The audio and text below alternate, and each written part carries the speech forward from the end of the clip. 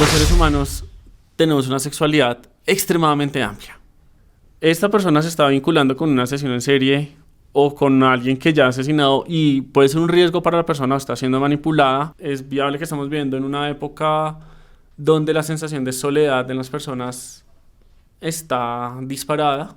Pues nos decía que obviamente ella tenía un sentimiento hacia él, pero más allá de eso, pues que también le representaba algo económico. Cuando había un apego junto con un apego altruista. Muchas de esas mujeres dicen, no, pues el novio ideal, porque yo sé dónde está, sé que no puede estar con más mujeres, sé que yo lo visito cada 8 días, no le doy oportunidad de que entre nadie más. Entra a la cárcel y el proceso, ya como tal, legal, lo entra a llevar una abogada. Esa abogada se enamora de él. Personas que son víctimas de una relación violenta. Entonces, yo lo voy a cambiar, yo la voy a cambiar.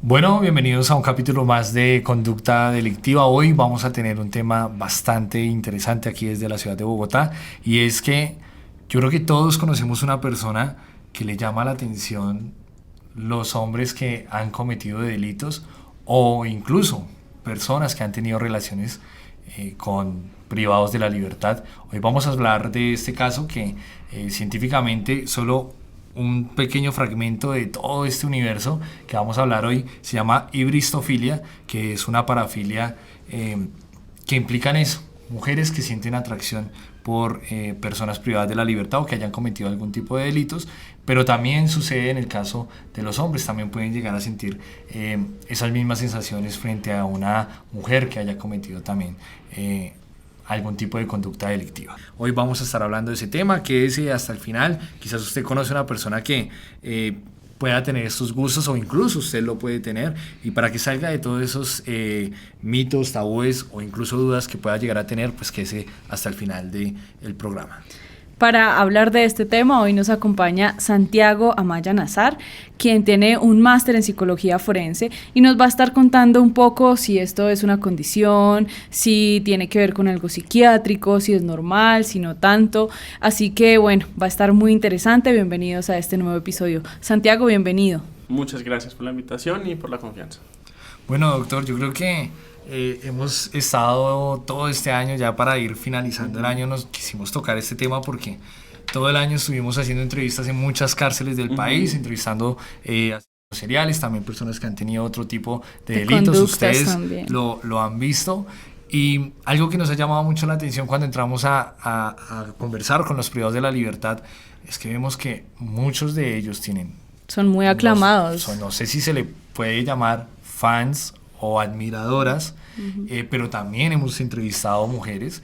Incluso hubo un caso que es muy viral, lo pueden ver ahí en nuestro canal de YouTube, en la cárcel Pedregal, donde también nos dejaron miles de comentarios a una mujer, Andrea, que atacó a su mejor amiga, le quitó la vida y terminó, cometiendo un delito muy complejo, y nos llegaban cualquier cantidad de mensajes diciendo: me encanta, por favor, gente rogándonos que los ayudáramos a contactar con ella. Que querían ir a visitarla, que le mandaban cosas. También por parte de los hombres también tuvimos casos. Incluso hace poquito subimos un capítulo que se llama Alias el Lobo, un joven sicario en la ciudad de Valledupar, que también recibimos muchos comentarios de gente que lo quiere contactar, que le parece atractivo. Y pues más allá de cualquier morbo, queremos es analizar esto. ¿Por qué pasa esto, doctor? Lo primero es que una aclaración que les había dado, esta no es mi línea específica de investigación. Doy inicio. Pues eso pasa por muchos motivos. Por un lado, digamos, algo de lo que están investigando es hacia los asesinos en serie, esos criminales. Esto se ha generado desde los 70s casi para acá. Se inició mucho con Ted Bundy, como un estilo de estatus de superestrella. Entonces se le hacen el tema de los medios, se venden como mentes criminales, cuando la mayoría de esos psicópatas en serie es gente muy torpe en muchas cosas, pero se venden como esta imagen del ser inteligente, maquiavélico, brillante, como encantador, muchos de ellos son psicópatas y muchas de ellas a veces también son psicópatas y una de las características de la psicopatía es un encanto superficial. Entonces eso facilita y atrae. Entonces ahí también como que se genera ese escenario donde se muestra de manera un poco más encantadora, misteriosa, con la oportunidad de alguien llegar a salvar, a reparar. Entonces esos elementos. Y muchos a veces de estos mismos de serie saben cómo manipular a las personas, saben cómo aprovecharse de las personas. Y hay algo que es importante, es que nunca se debe, digamos, culpar a la víctima, nunca se debe culpar, pero se debe explorar. Pero digamos, eso es en lo que son los asesinos en serie como grandes reconocidos, que se maneja mucho esa imagen como de una persona famosa. Se terminan volviendo personas famosas y la fama, para bien o para mal, genera atracción. Sí, completamente. Incluso, pues nosotros también nos hemos documentado al respecto y leíamos que varios de ellos reciben cartas, les mandan pues encargos, afiches, les piden firmas, o sea, pasan muchas cosas alrededor de ellos que precisamente los hacen sentir como enaltecidos. Pero también va muy de la mano y obviamente lo dejamos claro acá. La idea no es decir que las mujeres que sienten esto tienen alguna culpabilidad o sean revictimizar en algún momento, exacto. O que esté mal. Sí, no, lo que queremos es explorar, porque justamente alguien se acercó a nosotros y nos preguntaba, a mí me llama mucho la atención una persona que mató a otra por su físico. ¿Por qué me pasa eso? Nosotros, la verdad, no supimos responderle y nos pareció muy interesante explorar justamente ese tipo de conductas también. Y ahí también me va a ir por Eric Sprankle, o sea, lo recomiendo a toda persona que le interese la sexualidad, el estudio de la sexualidad, la fantasía, sin tipo de tapujos, ni ningún tipo de moralismo ni tabúes, le recomiendo Eric Sprankle. Y hay algo que Eric Sprankle plantea y es: los seres humanos tenemos una sexualidad extremadamente amplia. Y uno de los elementos más importantes en nuestra sexualidad es la fantasía. Muchos de los elementos que exploramos vienen de la fantasía. Y la fantasía, hay dos elementos. Primero, no es inherentemente mala. Todos tenemos un gusto. Hay una anécdota, no es criminal, pero al día de hoy me acuerdo y me da risa. Y yo me acuerdo, estaba en cine con unos amigos viendo la tercera de Thor. Y la primera escena, que Chris Hemsworth sale sin camiseta, todo el público femenino escuchaba un ¡ah! Y pues uno no culpa. Chris Hemsworth es un hombre absolutamente atractivo, pero ahí entran esos elementos de la fantasía. Y a veces estos aspectos antisociales, criminales, delictivos pueden generar ciertos aspectos de fantasía. Y esa es una fantasía que no es inherentemente negativa. Hay muchas personas que las viven, o que las pueden vivir en escenarios seguros, en escenarios disponibles. Entonces, por ejemplo, con lo que son juegos de roles. Hay algunas personas que les genera esa fantasía, pero no la quieren en ningún momento cumplir. Simplemente quieren tener su fantasía de este criminal o esta criminal me atraen, o ya es físicamente atractiva, pero lo que hizo le genera cierto encanto sexual adicional. Pero muchas personas se quedan ahí, en ese atractivo. Y esa fantasía, sí, es en un imaginario. Y Eric Sprankle plantea eso: no toda fantasía está hecha para ser cumplida. Hay fantasías que simplemente se mantienen, pero ya hay otras personas que sí entran a buscar cumplir esa fantasía. Sí, incluso pues ya varias gente sabe que yo tuve la oportunidad de entrevistar a Garavito, y una vez recuerdo que él me hacía llegar unos paquetes con cosas que le enviaban de la fiscalía, que le enviaba gente de afuera, y recuerdo que en uno de esos paquetes había un sobre donde el tipo le habían enviado como la margen de una mano. O sea, calcada. Como calcada, como cuando uno hace una carta de amor que coloca su mano y hace como su molde. Y era una chica de Carolina del Norte. Y le decía a él que que se había enterado que él había acabado de salir del hospital, que ya padecía un cáncer. Y le escribía como una carta de amor, que estaba con él, que lo apoyaba, que todo. Incluso le dijo que en la habitación donde ella dormía tenía recortes de los periódicos. Se había hecho toda la logística para que desde Colombia le enviaran los recortes donde él aparecía, donde aparecían pues sus fotos, los relatos pues que él había hecho. Entonces vemos que esto no solamente pues pasa en Estados Unidos con Ted Bundy o algo así, sino que también es una situación que se presenta pues actualmente en el país, ¿no? Y ahí es lo interesante, el por qué, digamos, lo mismo que pasa con los criminales. Hay criminales que exceden la fantasía ya no de matar a alguien, sino a la persona. Yo creo que todas y todos hemos tenido en la cabeza decir, quiero ahorcarte a alguien. Sí. Ajá. O en algún momento. En algún momento, quiero ahorcarte, pero no ahorcamos. Sí, es una expresión Ajá. bajo una Y también circunstancia. entra en una fantasía que no se cumple. Que tenemos un día muy mal día en el trabajo. Ojalá mi jefe, mi jefa lo otro. Pero realmente no. Pero tenemos esa fantasía porque nos permite. Pero ya llegan muchas personas que sí buscan exceder esa fantasía.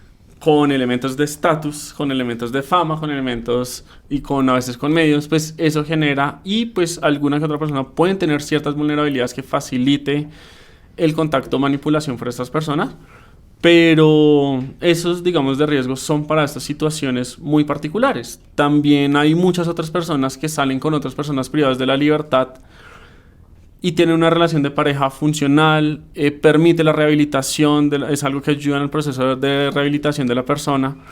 Y ahí es donde siempre entra la duda que todos estos temas sociales y criminológicos es un gris muy amplio, porque a veces donde establecemos la situación de, oiga, esta persona se está vinculando con una serie o con alguien que ya se... y puede ser un riesgo para la persona o está siendo manipulada. O, oiga, esta persona está estableciendo con un vínculo con alguien que cometió un error en su vida y como sociedad les vamos a quitar el derecho a establecer un vínculo que cualquier persona tiene el derecho a establecerlo, y ahí es donde se maneja ese gris de, listo, acá puede haber una situación patológica, pero acá está la oportunidad, acá hay un elemento que puede ser un factor protector de rehabilitación. Vamos por partes porque eso me parece Está muy muy interesante. Incluso usted lo puede estar viviendo, sea hombre, sea mujer, puede estar viendo este capítulo, lo puede estar viviendo incluso en silencio, ¿no? Porque muchas personas, como esta persona que tuvo la confianza de decirnos, vea, me está llamando la atención este tipo que sale en todos los medios porque esto atroz, pero me llama bastante la atención, siento ganas de buscarlo, de contactarlo, porque lo siento.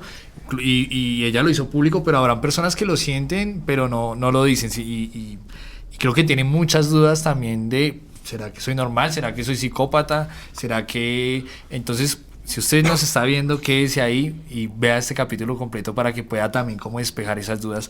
Doc, vamos un poco hacia esa primera parte. ¿Qué pasa cuando realmente nos decía que en los asesinos seriales hay un tipo, pues puede atraer la fama, puede atraer pues como este reconocimiento que la persona tuvo, o que se hacen ver como muy inteligentes, muy astutos. Ese quizás. tema de la inteligencia. Vamos un poco a esa parte. ¿Qué es eso tan llamativo? Sí, ¿qué es eso que les llama tanto la atención? Entra mucho en cómo se ha manejado mediáticamente esa situación. El mayor ejemplo es Ted Bundy. Ted Bundy, el mito de Ted Bundy, es un hombre atractivo, sumamente inteligente y manipulador. Era claramente manipulador. Lo atractivo ya entra en gustos, pero lo de la inteligencia es puro mito que se construyó de él. Entonces, él estudió Derecho. Y algo que me han dicho es que de lo primero que le enseñan a alguien en Derecho es que uno no se debe defender al mismo. Y él en su narcisismo buscaba defenderse. Pero se mostraba la imagen de Ted Bundy, el hombre psicópata inteligente y atractivo bajo todos los medios. Eso termina generando como esa atracción. Y hay otra cosa, y es que los seres humanos, nos cuesta una cosa diferenciar lo abstracto de ya lo vivido, lo empírico. Entonces, primero voy a poner un ejemplo que no tiene que ver con lo electivo, pero para mostrarlo. Nuestras cabezas no pueden procesar los números muy grandes. Entonces, muchas veces cuando se dice el concepto 1 billón, 1 trillón, sabemos que es un número muy grande. O cuando se habla del Sol, tenemos la imagen de que es algo muy grande, pero no tenemos la capacidad para procesar lo grande que es. El descuartizar, podemos procesar abstracto que es alguien, pero el verlo y vivirlo ya es diferente. Entonces eso también pueden ser uno de los factores que influyen en estos escenarios donde se termina volviendo pues una cuestión abstracta. Es muy abstracta, sumado a fantasía, sumado a publicidad, porque se termina volviendo publicidad, y también algo que se ha encontrado en algunas de estas experiencias, que estas son personas sumamente manipuladoras y se saben presentar como víctimas. Entonces, por ejemplo, en la entrevista a Ted Bundy le echaba mucho la culpa a la pornografía. Garavito le echaba la culpa al demonio, a Satanás, y que llegó. Pero cuando uno mira desde una perspectiva más crítica, el pastor que entrevistó a Ted Bundy era un pastor que estaba sumamente en contra de la pornografía. Entonces, pues ahí Ted Bundy vio una oportunidad de mostrarse como víctima, de mostrarse como esto. Eso sí no lo puedo asegurar, pero hay chisme que dicen que el pastor buscó resaltar los peligros de la pornografía, que fue lo que llevó a Ted Bundy a realizar eso. A querer hablar. Entonces, claro, ellos controlan muchos de esos escenarios, eso les facilita mostrarse como víctimas, más atractivos, más... Entonces hay toda una cuestión, en estos casos específicos, muy mediática, que toca entrar a controlar y a regular. Incluso ahorita que nosotros también tuvimos la oportunidad como de mirar un poco de qué se trataba todo esto, veíamos que varios psicólogos en Estados Unidos dicen que una de las cosas que más llevan a las personas como a sentir esa atracción, o en el caso de las mujeres, es que ellas sienten que de una u otra forma eso tan atroz que el tipo pudo haber hecho con otra persona no lo van a hacer con ellas, porque ellas tienen la ilusión de que ellas lo pueden cambiar, lo pueden volver bueno. O viceversa también, de hombres y mujeres. Claro, y el hombre también piensa lo mismo, que la mujer pues lo hizo por defenderse o lo hizo porque fue víctima de, entonces tratan como de decir, no, pues yo sé que después de que se enamore de mí, yo la voy a cambiar, conmigo va a ser diferente, que a mí no me va a pasar lo que le pasó quizás, no sé, una persona que haya estado por acabar con la vida de su expareja y dice, no, pues a mí no me va a pasar. Claro, ahí también entra por un lado el tema de la fantasía, y hay algo que algo que estaba revisando, de hecho, estudiando para estos días. Varias mujeres que salen con hombres privados de la libertad sufren un estigma social. Y ese estigma social hace que no comenten con nadie, a veces que no lo comenten, que lo mantengan mucho más privado. Entonces, también si se elimina ese estigma social, se reducen esos factores de riesgo. ¿Por qué? Porque si se reduce o elimina el estigma social de una mujer o un hombre saliendo con una mujer, con otra persona que está privada de la libertad, y no hay ese estigma social, pues es mucho más fácil regular si, oiga, efectivamente están construyendo una relación funcional, o acá puede haber un riesgo de manipulación, y cómo entrar a apoyar a esa persona a que no sea manipulada, para que después cuando salga sufra nuevamente, sufra vejaciones, sufra afectaciones, sufra crímenes. Oiga, no, efectivamente acá están construyendo una relación afectiva funcional con alguien que cometió un error en su vida y que tiene la oportunidad de cambiar. Entonces también yo creo que ahí como sociedad entran esas cuestiones. Entonces, claro, es buscar esos factores de riesgo y protección que se manejan, pero un factor de riesgo es ese, el estigma social a veces que se plantea cuando la persona comenta, a generar alejación social. Y no hay nada más peligroso para alguien en todo escenario de riesgo que estar alienada socialmente. Entonces, y si están lidiando con alguien sumamente manipulador, esa persona sumamente manipuladora va a buscar alejar a la persona. No, es que nos quieren alejar, es que no ven lo que tú ves, es que similar a relaciones de conflicto y violencia que se presentan. Entonces, un riesgo a veces que se presenta es esa situación. Incluso, doctor, esto que usted menciona, que estas personas ven solo lo bueno de su enamorada o enamorado que esté en la cárcel, o que estén buscando fama, pues también en el estudio que nosotros leíamos de Estados Unidos mencionaban que muchas de ellas incluso, o de ellos incluso, los ven como inocentes. Así existan todas las pruebas que digan lo contrario. Es más, hemos conocido varios casos a lo largo, pues, de estos episodios, de estos capítulos. Hemos conocido varios casos donde la misma pareja acaba con la vida de algún familiar o de alguien cercano, existen todas las pruebas y aún así pues la pareja sigue pensando que es inocente, ¿sí? Sigue reafirmando que pues su ser querido no tiene nada que ver con el crimen, aunque es evidente prácticamente. Sí, o también tienden a excusarlos con otro tipo de cosas, ¿no? Estaba borracho, es que ese día consumió algún estupefaciente. Siempre también está ese tema, ¿no? Que no solamente a veces lo relacionan con es que yo lo puedo cambiar o por la fama, sino que siempre tratan también a veces de excusarlo. Pero me parece interesante poder analizar, pues, en lo que yo veo, que se dan como 3 tipos de fenómenos, ¿no? Lo primero es la fantasía, que es lo que nos comentaba, de pronto la persona que dice, sí, me parece guapo, me parece guapa, linda, ya, ahí queda, de pronto en un comentario. Lo segundo, la persona que ya dice, yo lo quiero conocer, o yo voy a ir a visitarlo, ¿sí? O le mando cartas, como que hay ya una acción para querer acercarse a esa persona. Y lo tercero, ya una persona que dice, me enamoré, me voy a casar con él o con ella. Entonces, ¿cómo podemos, de cierta manera, perfilar estos comportamientos? Bueno, por un lado, el primero, lo que les digo, entra mucho en el tema de la fantasía, entra más en la fantasía de los seres humanos. Y de hecho esto se puede ver mucho en los memes. En memes, siempre que hay un reo o rea famosa se hace famoso y es atractivo, la cantidad de memes que se sacan, eso muestra las respuestas de fantasía de las personas. El tema es del contacto. Eso puede entrar de personas que quieren ir más, quieren buscar cumplir su fantasía, interés, curiosidad. A veces solo quieren un primer contacto. A veces algo que le digas es que hay personas que están teniendo el primer contacto, pero cuando en una situación de riesgo se pierden. Dicen, no, esto no era mejor como ya yo no. creía. Lo que yo creía de esto. Y las otras personas, ya los que quienes se enamoran y eso, hay tantas explicaciones, pueden generarse elementos de dependencia, pueden haber situaciones con causas preexistentes que tenían que generar una predisposición de vulnerabilidad, pueden haber entrado en una situación de manipulación contando los casos extremos.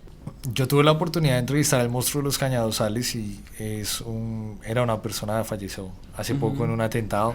Era una persona que estaba condenado por acabar con la vida de como 23 niños y abusar de ellos.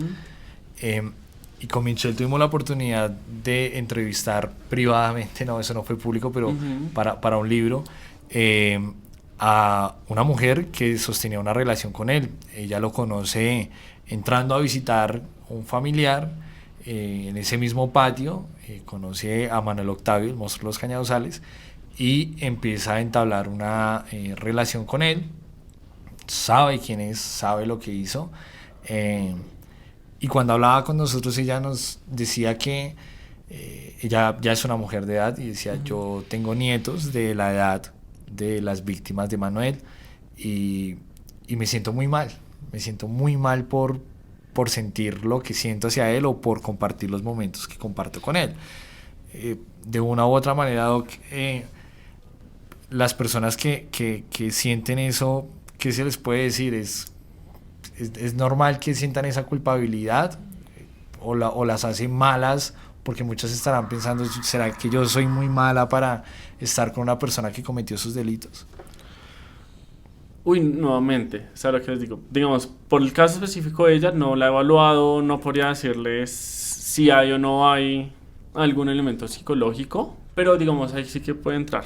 Por un lado, el tema de romper el estigma, porque si rompemos el estigma, ya es más fácil conocer motivaciones.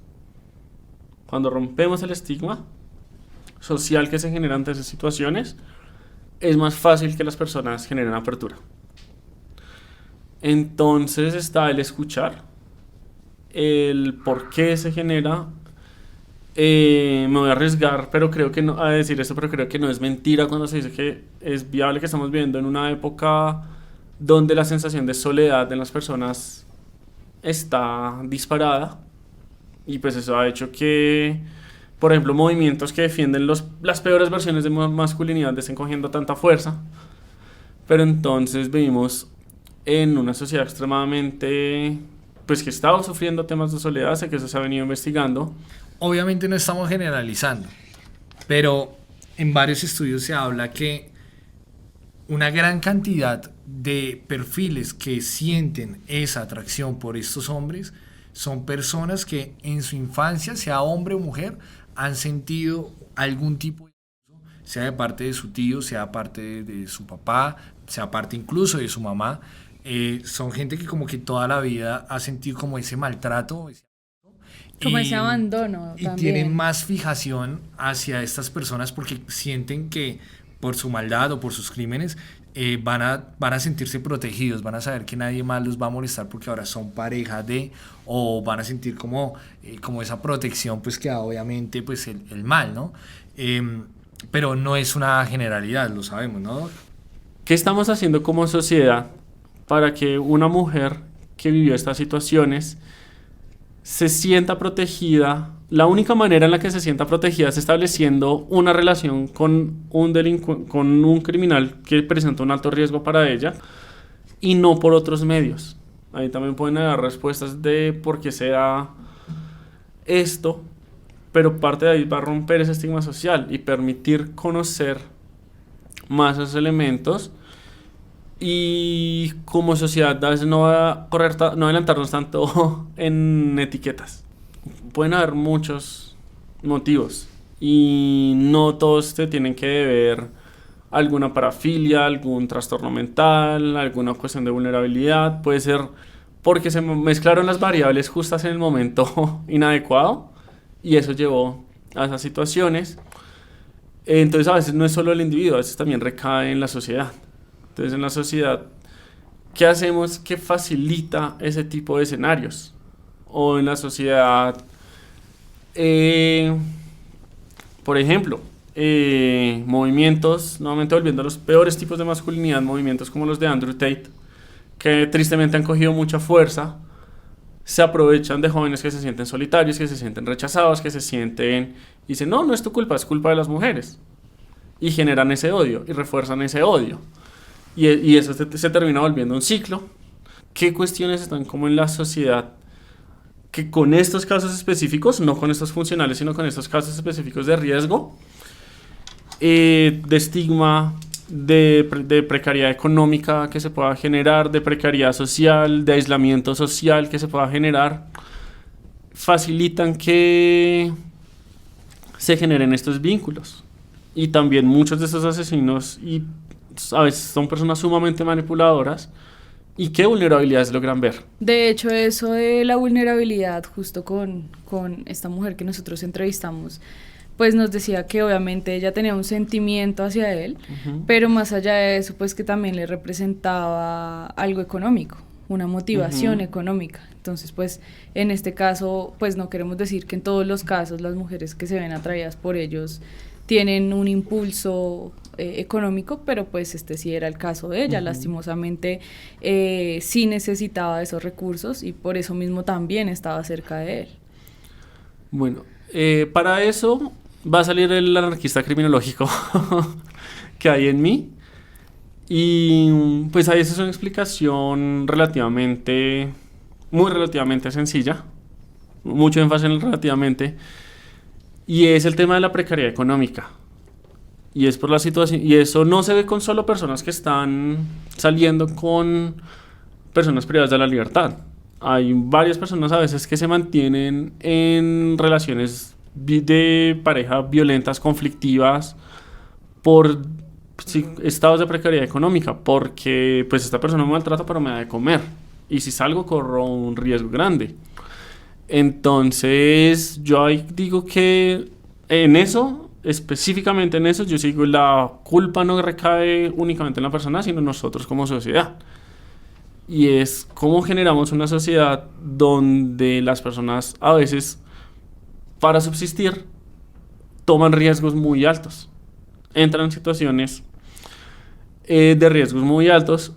Y también qué hacemos como sociedad para que estas personas tengan acceso a tantos recursos y posibilidades de recurso.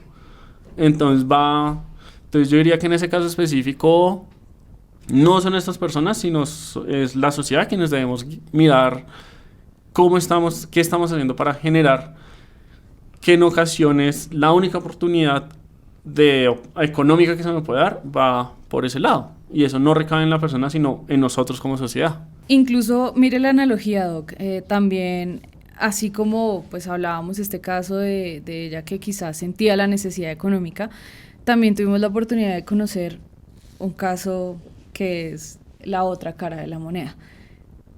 Tuvimos una reunión con una persona cercana a Pablo Escobar y nos comentaba cómo extranjeros le ofrecían miles de dólares por pasar una noche de y compartir con ella. Entonces pues nos impactó muchísimo y pues esta persona al igual también estaba muy impactada diciendo, o sea, yo qué le represento, ¿no? En cierto modo también se convierte en querer lo mismo, ¿no? Querer estar cerca de lo que fue Pablo Escobar quizás. Ahí también entra un poco esas cuestiones como de celebridad que generamos, de que lo admiro por lo que lo hizo, casi similar a cuando uno conoce a alguien que es brillante del campo de uno y uno dice como, ¡ah! Respiré su aire.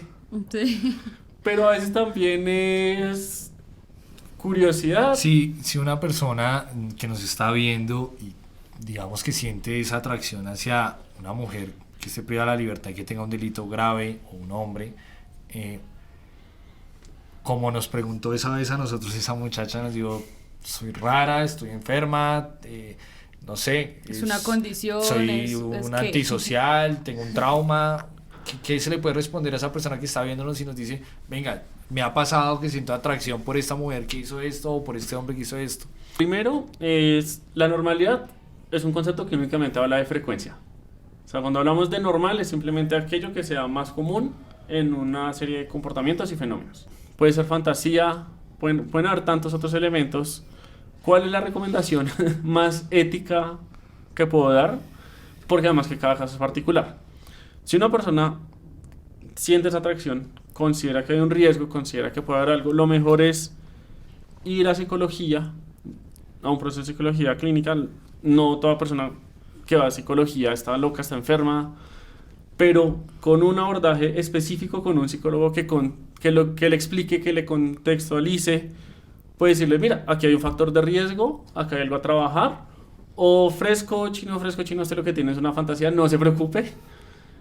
Y es una atracción de fantasía normal que se le está generando. Entonces, si se siente esa atracción y se siente alguna preocupación o riesgo, sí es buscar a alguien con formación profesional que pueda decir, vea, aquí hay una situación de riesgo, o nuevamente esto simplemente es una fantasía que usted generó y que con el tiempo va a generar otra o se le va a quedar, pero usted nunca va a querer ejecutarlo. Si busca ejecutarla, va a buscar ejecutarla de manera que no implique un riesgo para usted. Entonces la mejor alternativa que se me ocurre es eso. En la psicología se mantiene el secreto profesional, entonces no se va a hacer público, y yo creería que es eso, pero porque pueden entrar en varios elementos y eso pueden ser tantas las explicaciones que podría ser de pronto un poquito antiético decir, no, vea, puede ser esto, lo mejor. Atención uno con psicología. Solo porque se vaya a psicología no significa que la persona esté enferma, tenga un trastorno, esté mal, sino que con la atención de ese profesional se puede determinar si hay algún riesgo o si simplemente entra en algo que no va a generar ninguna preocupación ni dificultad a la persona. Pues estábamos leyendo y de hecho hay la autora del libro Mujeres que aman, hombres que matan, estadounidense, ella contaba que pues en muchos de los casos se dieron cuenta que algunas de estas mujeres que buscaban estar con este tipo de personas que cometían crímenes atroces era en busca de fama. ¿Qué tan cierto puede ser esto? Uy, la verdad no sé, no conozco el libro. Hay personas que pues quieren fama, estatus y reconocimiento y ahí pueden ver una oportunidad. Entonces es una opción posible, pero digamos, si la autora encontró eso, digamos, en la investigación que realizó, es porque efectivamente es una opción que se da. Y pues somos una sociedad muy centrada en el tema del estatus, la fama, el reconocimiento. Entonces ahí está la opción, hay una viabilidad que se genera que abstractamente se puede percibir como fácil. Yo diría que más que de pronto no solo decir acá puede haber una parafilia o algo, es entender qué situaciones, qué variables y qué contextos se están dando, y eso puede ayudar también a resolver el tema de gris. Y por eso hago tanto énfasis en quitar ciertos sistemas del estigma. Sí. Entonces, no sé, que a uno se le acerque a alguien y diga, oiga, es que conocí a esta persona, esta presa, y me atrae. Si se activa el estigma de una vez, la persona se puede aislar y decirle, no, ya no lo seguí viendo, y se está saliendo con la persona. O otra cosa muy diferente es, ¿por qué? ¿Por qué esa persona? ¿Qué te atrae esa persona? Y permitir que la persona dé apertura, y en esa apertura ya se puede identificar si entran las características, oye, aquí hay una situación poco común pero sin riesgo o con riesgo mínimo, o acá hay una situación de riesgo, ahí sí mirar como, o acá hay una posibilidad de riesgo, entonces miremos oportunidades de intervenir. Y es que resalto mucho la estigma porque uno de los estudios que leí es que de las situaciones de vulnerabilidad más graves que se presentan para mujeres y hombres, principalmente para mujeres que salen con hombres privados de la libertad, es ese estigma. Y ese estigma genera una alienación social, y esa alienación social genera mayores situaciones de vulnerabilidad. Y en un caso se puede dar que, ¿qué probabilidad hay de que una persona que sienta esa atracción por un privado de la libertad pueda incurrir en delitos pues por ese mismo amor o esa misma atracción que siente hacia el privado de la libertad? Bueno, esto lo voy a hacer muy a un nivel teórico, de uno de los estudios que estoy revisando, y es que en las personas que salen o que tienen vínculos se exploraron 4 diferentes tipos de apego. Los apegos más sanos eran cuando había un apego erótico junto con un apego altruista. Entonces había una atracción física, pero también había un elemento altruístico de apoyo, y la persona tenía su red de apoyo. Pero muchas veces hay un apego netamente erótico junto con otros factores, como por ejemplo, también tiene un trastorno antisocial de la personalidad. Entonces eso facilita que incurra en comportamiento delictivo junto con la otra persona. Entonces, cuando hay otros factores de vulnerabilidad, o cuando hay otros factores, por ejemplo, una persona con un trastorno dependiente, con tal de no perder a la persona, ya siendo manipulada, ya estando en el juego, puede acceder a entrar en esas situaciones, en esos aspectos delictivos. O también hay escenarios donde se juntan entre delincuentes. Entonces, delincuentes que no están presos con delincuentes que sí están presos, y generan una relación, pero también un estilo de, ¿cuál sería el término? Como acuerdo comercial, laboral. Entonces la pareja que está afuera ayuda a cometer los delitos. Entonces también está cuando dos antisociales se conocen, y los medios eso facilita el conocerse, y pues dos antisociales entre ellos se refuerzan ese comportamiento antisocial. Doc, precisamente también leíamos en varios artículos de medios estadounidenses que muchas de estas personas que les atraen hombres o mujeres criminales sienten que estas personas, por el hecho de ser malos y demás, tienen un alto grado de virilidad o de mayor expresión a la hora de hablar de sexualidad, por así decirlo. Lo planteo como hipótesis, pero en mi hipótesis va que también eso va mucho a las inadecuadas asociaciones que hemos hecho a temas de masculinidad, donde se asocia lo masculino con lo agresivo, con lo violento. Entonces, si un delincuente es más violento, más agresivo, entonces es más masculino. Y si entonces es más masculino, va a tener una mayor comportamiento y fortaleza y poder sexual. Como hipótesis, lo planteo netamente como hipótesis, pero mi hipótesis ahí va también que es un poco a las asociaciones inadecuadas que hemos hecho de algunos roles de género frente al tema de la masculinidad, porque eso también eso también se asocia un poco a las fantasías, a las creencias, y por eso también hay grupos o parejas que generan juegos de roles.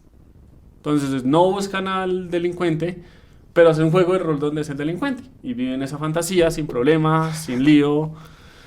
Pero en mi hipótesis va mucho que también se asocia lo que es en hombres con concepciones inadecuadas que se han establecido de masculinidad. Y cuando volvemos hoy en día, los estereotipos más fuertes y tóxicos de masculinidad que están cogiendo fuerza, todos hacen referencia a elementos de violencia, de fuerza, de autoridad, de agresividad.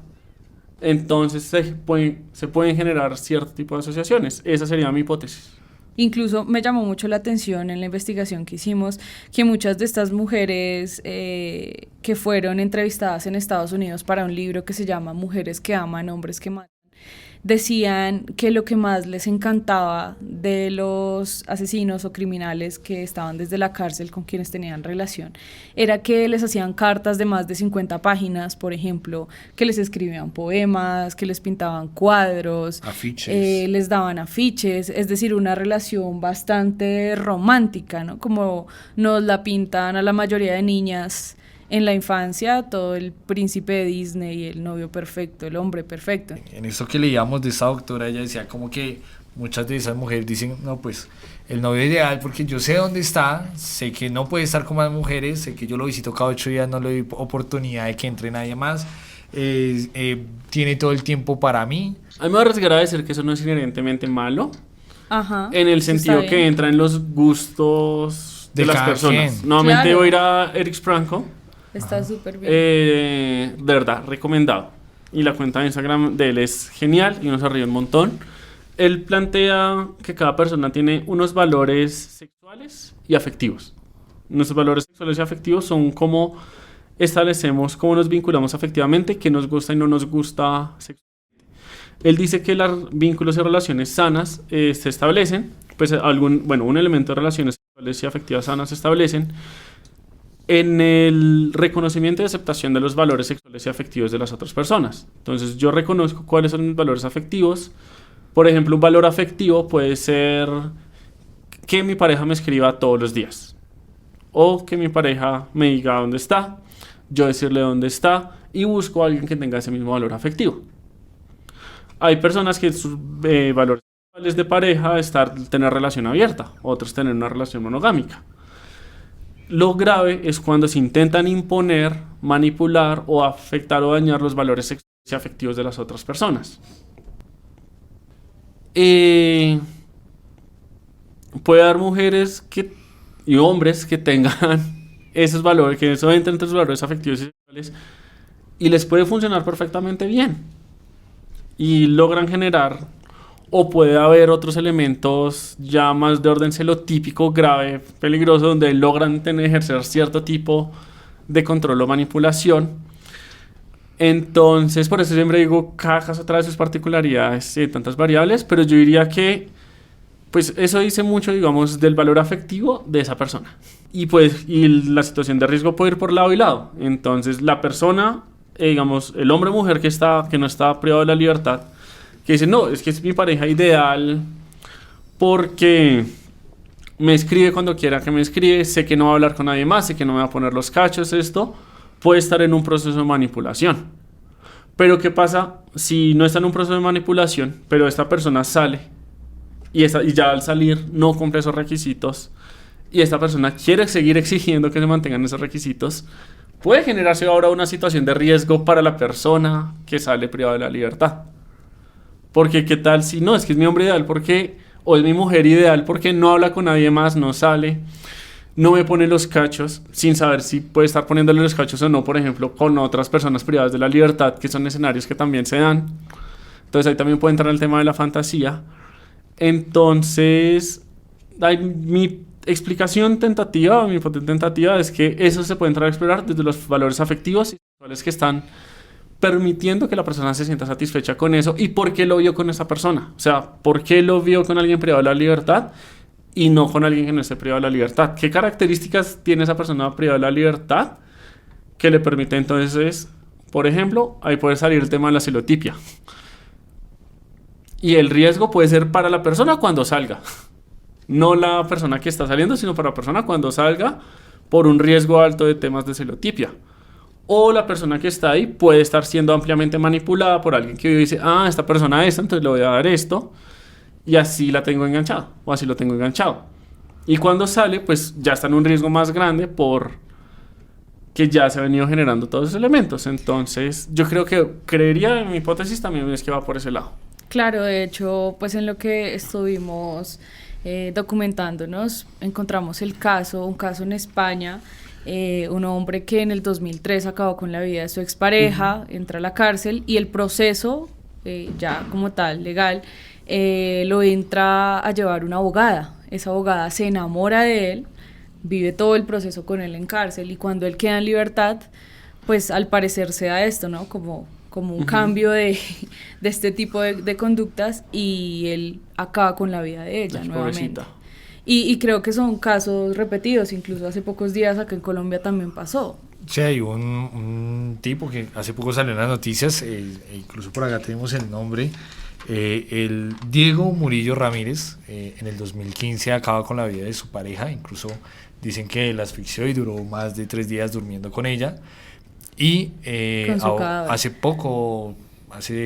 15 días, más o menos el 5 de diciembre de este año, por alguna razón, Diego tenía prisión domiciliaria, o sea, estaba fuera ya de la cárcel y acaba con la vida de una nueva pareja que él tenía.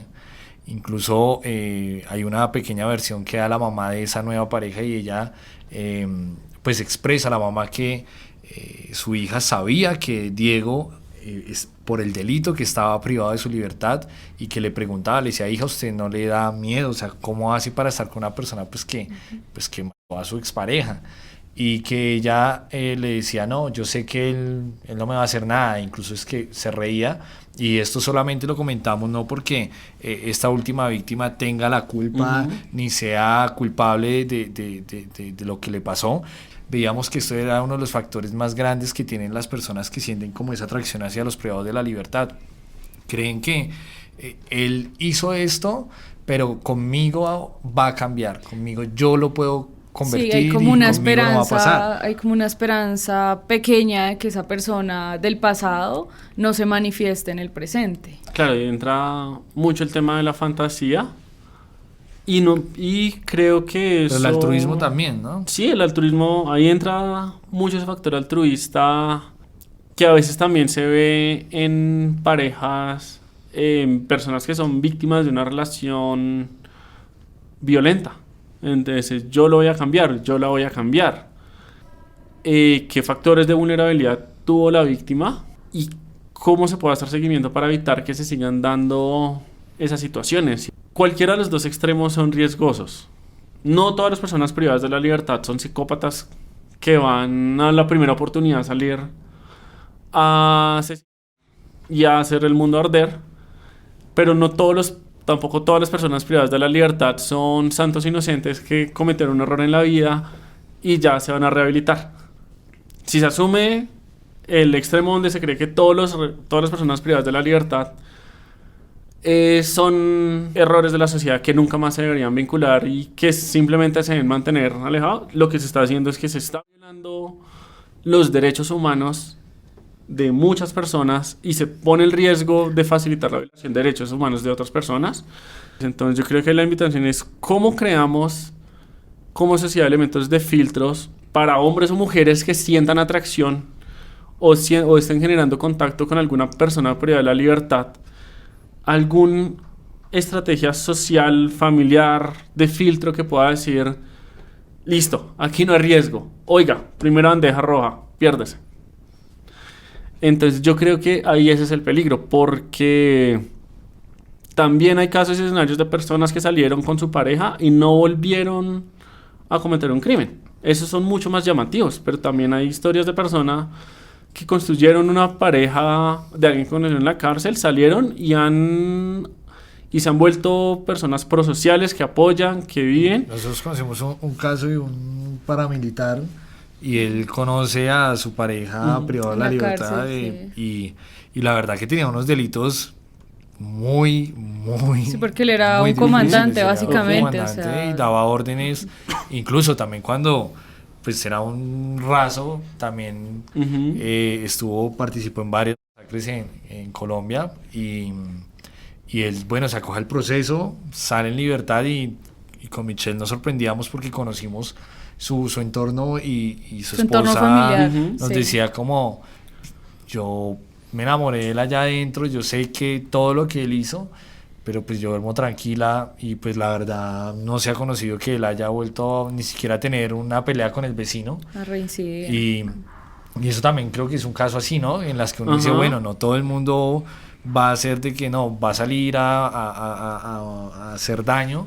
Hay casos en los que uno dice, bueno, este tipo realmente sí le ayudó en algo sostener una relación, ¿no? Le dio como una razón para continuar Ujú. su vida en Claro, libertad. Una y por familia. eso yo he hablado mucho de romper el estigma, pero también sé buscar formas de romper el estigma sin caer en una situación idealizada.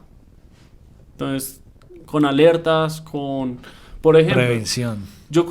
uno como amigo, si a uno alguien, no, mira, es que estoy comenzando a salir, y a veces el estigma puede ser que la persona lo que les decía, pero si digo, listo, cuéntame por qué y estoy pendiente. O sea, digo, no, todos los presos son, todas las personas privadas de la libertad son santas palomitas buscando rehabilitación. No.